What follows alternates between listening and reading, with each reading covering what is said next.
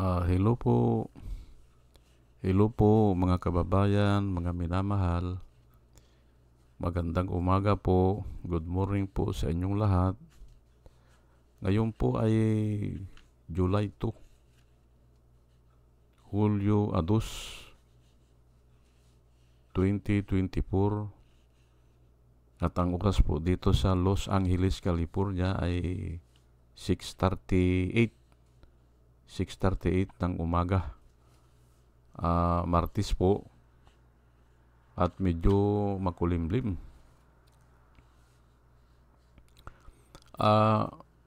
Nais ko lang po mag-vlog. Parang continuation nung kahapon. Opo. Kaya hindi na ako mahirapan magpaliwanag. Yung kahapon ay ginagamit nila yung hearing ni Bini Abante. Ginagamit nila yung hearing, sabi nila ay gumagana daw ang hustisya o ang korte o ang sistema ng korte. Ay ngayon naman, ito po ang topic ko ngayon, dahil nakalaya si Dilima. Opo, na-acquit po si Dilima Ngayon, yun naman ang ginagamit nila. Mas marami po mga vlogger na palagay ko mga bayaran. Opo. Kasi hindi rin sila nag-i-engage yan sa debate. Opo. Kaya alam ko na yun lang ang pakay nila. Magbigay ng idea tapos aalisan na nila. Hindi nila pwedeng ipaliwanag o hindi nila kayang ipaliwanag ang sinasabi nila.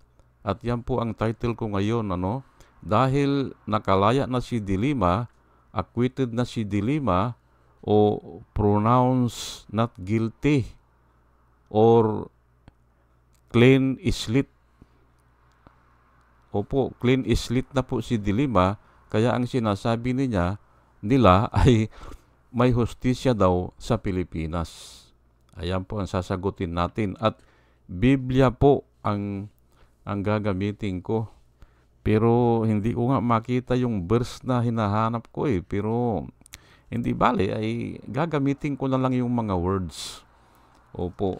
Ganito po ako hindi nyo lang alam siguro, pero halos lahat po ng presentation ko, may kinukuha ako na mga style sa Biblia o mga words. At yan din ang napansin po nung mga estudyante ko sa engineering noon nung tinuruan ko sila. Opo. Iba daw ako magturo, sabi nila. Parang may laman o hindi nila makalimutan, ay hindi nila alam na hahaluan ko ng Word of God. Opo. At ito nga, hindi ko lang mahanap yung verse kahapon, hinahanap ko, kagabi hinahanap ko, hindi ko makita Pero at least, magagamit ko yung verse na yun. Ulitin ko ang sinasabi po ng mga bayaran na vloggers ay hindi na raw kailangan ang ICC dahil sa paglaya ni Dilima ay pinapakita na gumagana daw ang ating korte at may hustisya daw sa ating bansa. Iyan po, Pero totoo ba yan? Ay hindi po totoo yan. Hindi po. At yan nga ang babaliin ko, yung sinasabi nila. Babaliin ko yan o ikwang ko yan. Lalabanan ko yan.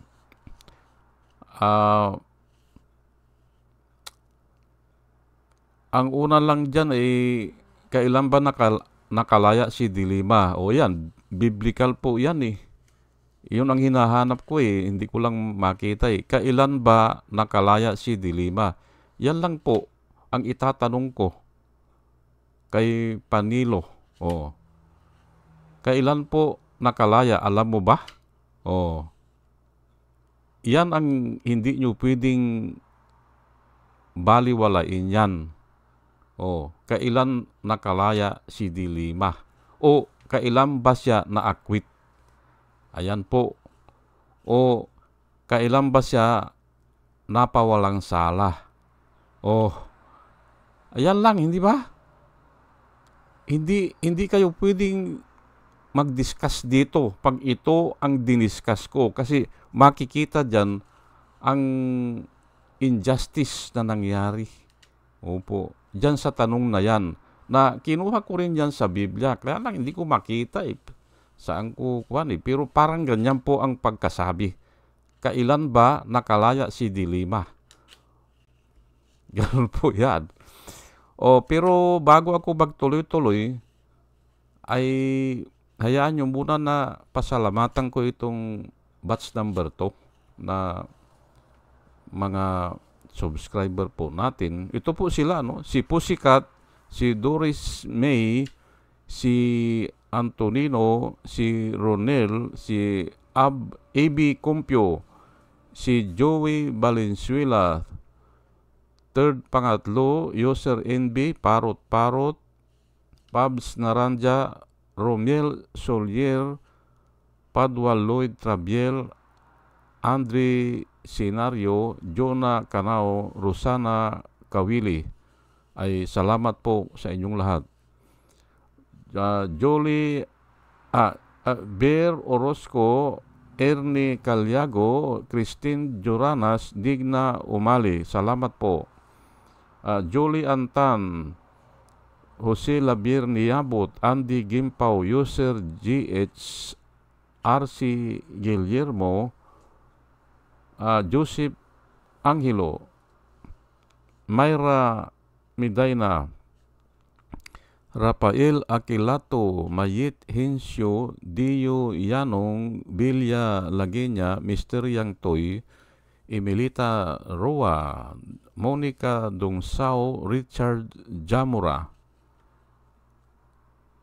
user KK, user XQ, Nelson Nokop, Salvacion Akisar, Sinaida San Andres, Joey Chavez, Ramon Junior Rojas, Hael Villarreal, Rose Jack Normi, Arnel Araujo, Vicente Tabladi, Sweet Potato, Coco Guid, Orly Nunez, Estrella Rumbano, Arian Mendoza, Nieves Olaviris, Aldrin Impalbado, Malaya Mendoza, Rolando Dordas, Mer Cabrera, Rolando Olivier Mamon ng Lapas Iloilo, Ana Marie Adilsimo, Aldisimo,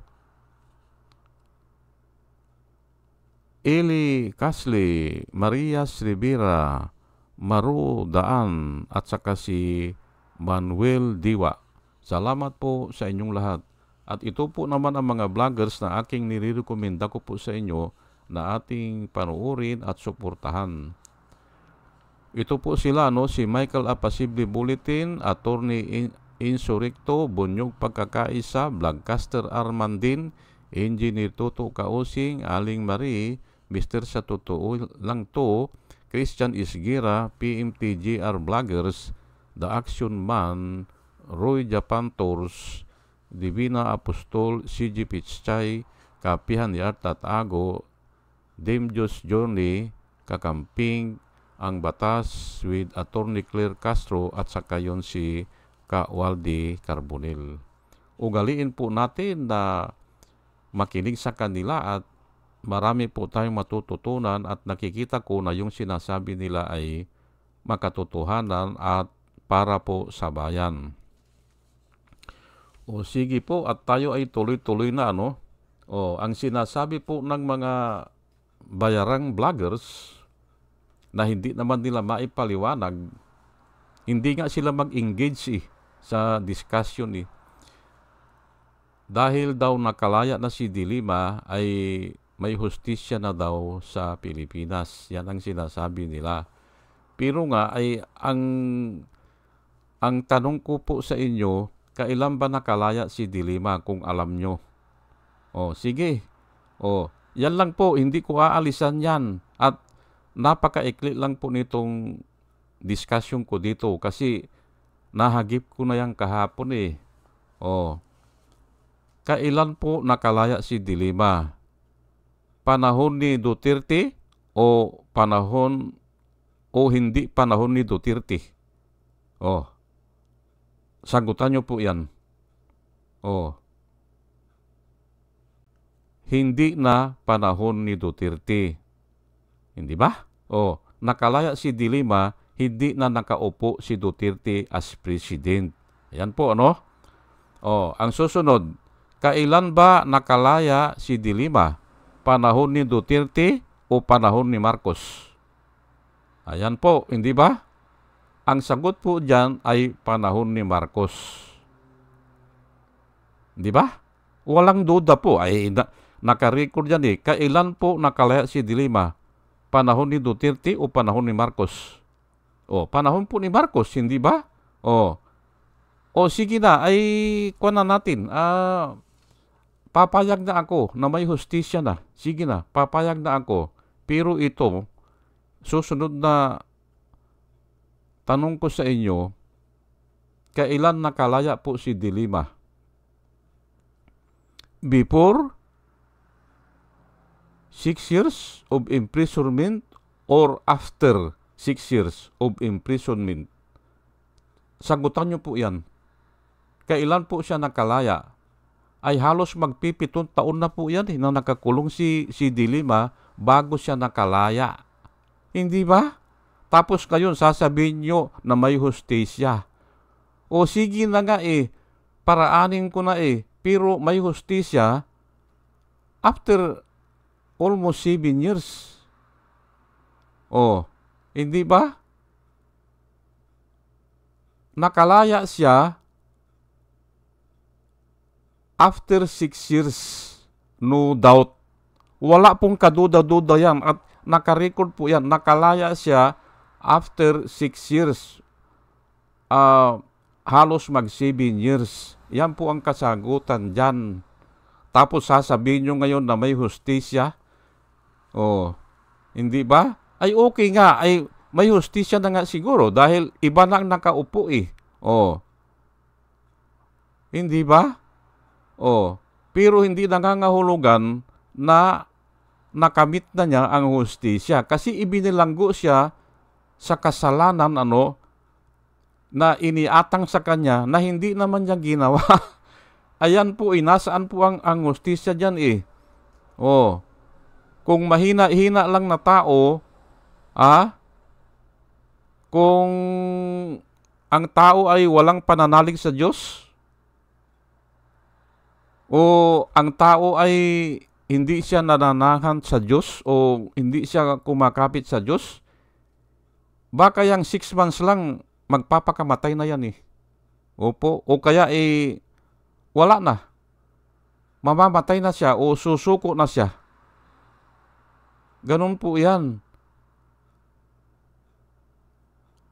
Amak mo yan ay 6 days ka lang ibilanggo. Ang hirap na ay kung 6 weeks, ay kung 6 months. Ayan po, more than 6 years po yan. Kaya nga ang tanong ko sa inyo, kailan po nakalaya? Hindi ba? Sagutan nyo 6 na taon po na nakabilanggo yan. Hindi ba? Nasaan po ang hustisya dyan? Sige nga.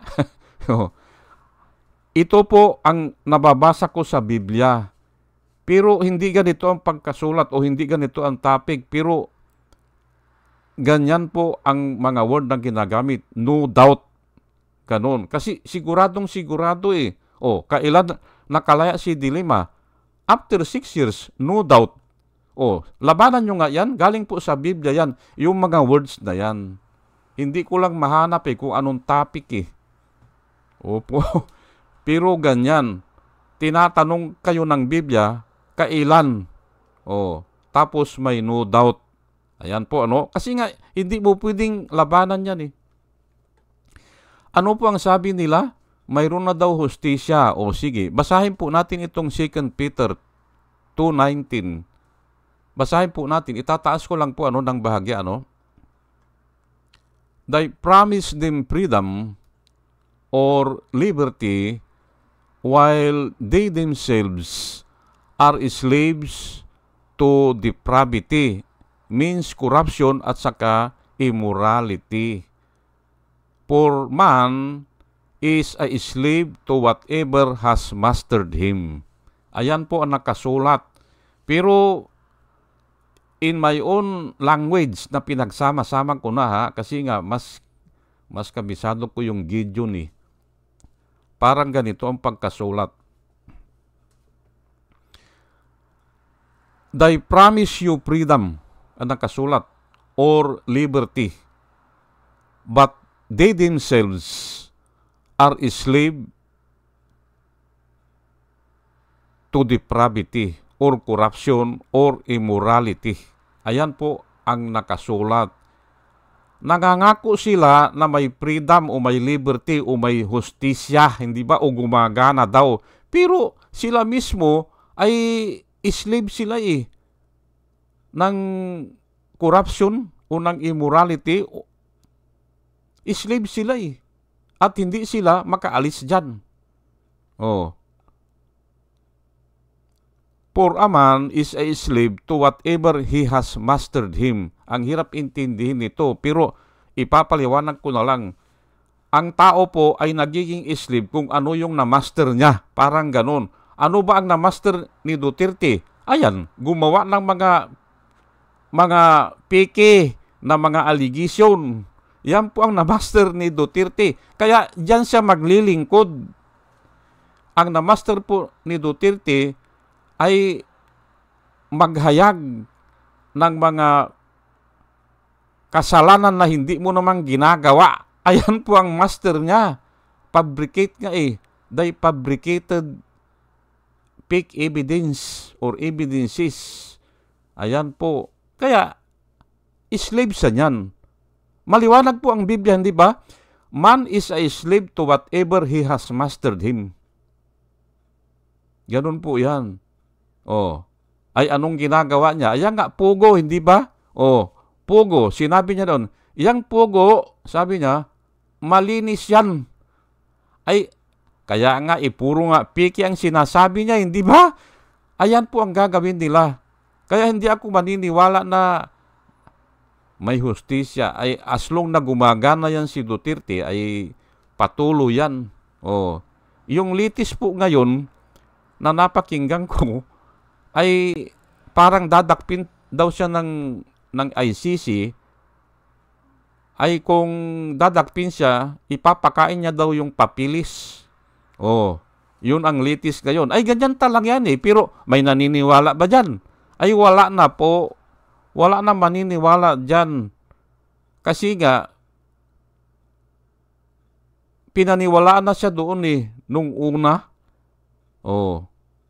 Ay ilang bisis na po yan, hindi ba? Ay wala na maniniwala dyan. Doon lang sa sinabi niya na mayroon tayong bangag na presidente, napakabigat po niyan. Pero tinatawanan na lang siya ng mga tao, hindi ba?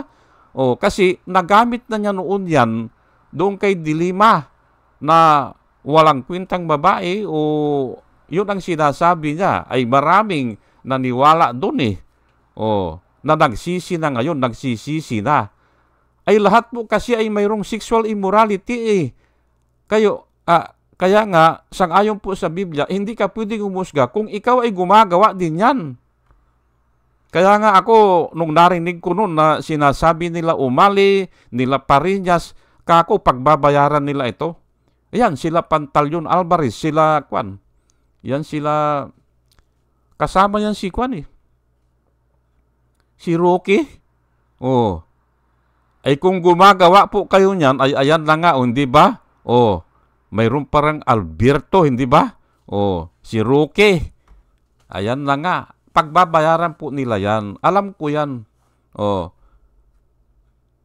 1 Peter 2:16 po live as John 8:34 po, ito po ang parating sinasabi ko na dapat nating paniwalaan. Jesus answered them, verily, verily, I say unto you, whosoever commit sin is the servant of sin. Sa sarili kong pananalita, man commit sin because man is a slave of sin. Ayan po, sa ibang version po yan. At dapat po, lahat po ng usapan, lahat po ng talakayan, diyan nag-uumpisa. Opo, wala kayong patutunguhan kung sasabihin ng isa na, ako kaya kong tanggalin mag-umpisa kayo sa kayabangan, walang mangyayari. Dito dapat nag-uumpisa ang tao. Man commit sin because man is a slave of sin. Diyan mag-uumpisa. Hindi matatapos yung pugo na yan kung hindi nyo inaamin ito. Lahat po tayo naligaw. Lahat po tayo nagkasala. Lahat po tayo ay walang magagawa. Kasi nga slave ay anong gagawin mo? Ayun nga for a man is a slave for whatever he has mastered him. Doon ka maglilingkod. Ganon po yan. At si Jesus Christ po ang nagsalita niyan. At si Jesus Christ, no deceit was found in His mouth. Ayan po. Pag sinabi niya, tutuhanan po yan. Subukan nyo na mag-umpisa na naman kayo sa usapin na ako kaya kong ayusin ang Pilipinas. Walang mangyayari Kung hindi, aminin nyo na makasalanan tayong lahat at hihingi tayo ng tulong sa Panginoon. Doon mag-uumpisa po yan. Na hindi natin kaya yan kasi nga yung kinang ng salapi o ng ginto, napakalakas po niyan. Kaya nga ngayon nakikita natin mga kapulisan, mga general sangkot na sa pugo. Hindi ba? Kasi nga malakas ang hatak ng salapi. Ayan po, hindi ba? Sige, 1 Peter 2:16. Live as free people, but do not use your freedom as a cover-up for evil. Live as servants of God o slave of God. Ayan po nakasulat sa 1 Peter 2:16. Kiniklaim nyo ba na freedom kayo o may freedom kayo? Pero ang ginagawa nyo ay nagtatago kayo sa batas, hindi kayo freedom yan. Kung hindi, alipin po kayo ng kasamaan. Si Kibuloy, hindi ba? Sinabi niya, dalhin nyo sa korte. Sabi niya, dalhin nyo sa korte. Haharapin ko kayo. Humarap ba? Hindi po kasi nga alipin siya ng kasamaan. At ganun din po ito si Duterte. Hindi po haharap yan. Ang pasabog lang niya ngayon ay ipapakain daw niya sa huhuli sa kanya yung papilis kung isi-serve yung warrant. At gusto niya ay imposible nga yung gusto niya Yung magsiserve sa kanya ay mga puti o mga estranghero. Ay hindi naman gagawin yun Ang gagawin lang po ng Amerika, sasamsamin lahat ang kayamanan niya dito. Tapos na yan. Sasamsamin yan. Okay na po yung ganon. Pero kung papatay siya ng mga tao, ganon kay Abu Sabaya, hindi ba? Pinapatay ang mga German, mga Amerikano, mga estranghero, hindi ba? Ay inoperate siya ng Navy SEAL. Kinuha siya ng Navy SEAL. Ganon po yan. Ay si Kibuloy Laban, ang ginagahasa naman ay mga member niya hindi ba? Mga batang babae, hindi ba? Kahit na mayroong mga Ukrainian, ay problema nila yan kasi ay nabudol sila Hindi ba? Ayan po. Live as free man or live as free people if you are indeed free. But do not use your freedom to cover up for evil. Live as God's slave. Ayan po. Galatians 5:13. At dito na po ako magwawakas, For you have been called to live in freedom. Ayan po. Kaya nga pumunta si Jesus Christ dito para bigyan talaga tayo ng freedom from the slavery of sin. Ayan po. My brothers and sisters, but do not use your freedom to satisfy your sinful nature. Makasalanan po kasi ang tao Sa iba dito ay ang nakasulat ay yung flesh. To satisfy your flesh. Kasi nga yung flesh ay naandyan na lust of the flesh, lust of the eyes, at saka the pride of life. Ayan po. Instead, use your freedom to serve one another in love. Ayan po. Mag-serve sa mga kaparehas mong tao na with love. Na yun talagang may love na nanggagaling po sa Diyos. Ayun po, ay ang problema ngayon dito sa mga kwan na ito ang sinasabi nila ay nakalaya na daw si Dilima ay gumagana na ang hustisya. Ay hindi po, tinalakay ko na kahapon, kaya nga kako continuation ito If there is a dispute, the two will go to the authority higher than them. Since there is no one higher than Duterte, noon in the Philippines, there is no one higher than Duterte, the case must be presented to the ICC. Ayan po. Kasi nga yung mga judges natin, matatakot po yan Huwag na yung nasusuhulan matatakot yan Kasi nga si Kwan, natanggal nila hindi ba? Si Chief Justice si Sirino, hindi ba? Maria Lourdes Sirino, hindi ba? Natanggal nila Ang ginamit nila ay kwaranto pa. Na ang kwaranto, hindi po ginagamit yan sa Chief Justice. Ang ginagamit sa Chief Justice at saka mga justices o presidente o yung mga ano ba yan? Yung mga sandigan ba yung ganyan? Ang ginagamit po dyan ay impeachment. Pero binaliwala nila yan. Kasi nga hindi sila sumusunod dyan sa batas Ang ginamit nila ay kuwaranto. Na yan ay ginagamit lang yan sa mga department head pababa. O kaya sa mga mayor. Pwedeng gamitin yan. O siguro mga gobernador, pwede yan. Kuwaranto. Hinahanap yung dokumento mo. Ayun.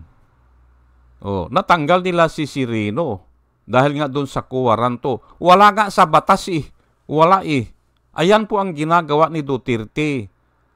Kaya nga, paano yung patutunayan yan na gumagana na? Yan ay magsisirbi lang yan sa gawain ng mga demonyo.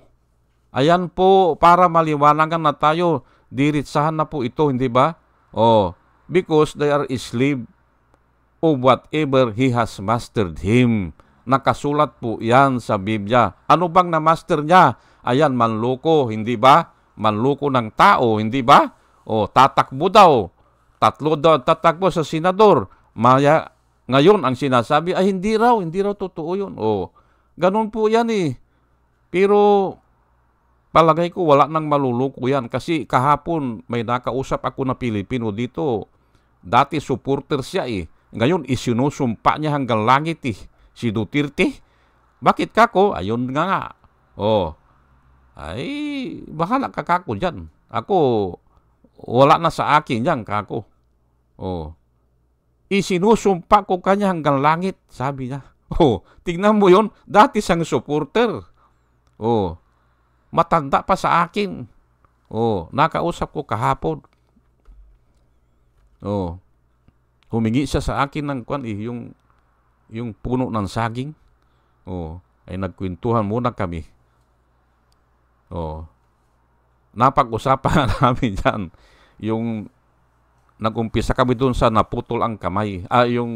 Yung daliri, yung hilalaki nung Philippine Navy hanggang umabot kami dyan kay Duterte. Putris ka niya yan. Isinusumpa ko na hanggang langit. Sabi niya eh. O, ayan po ano.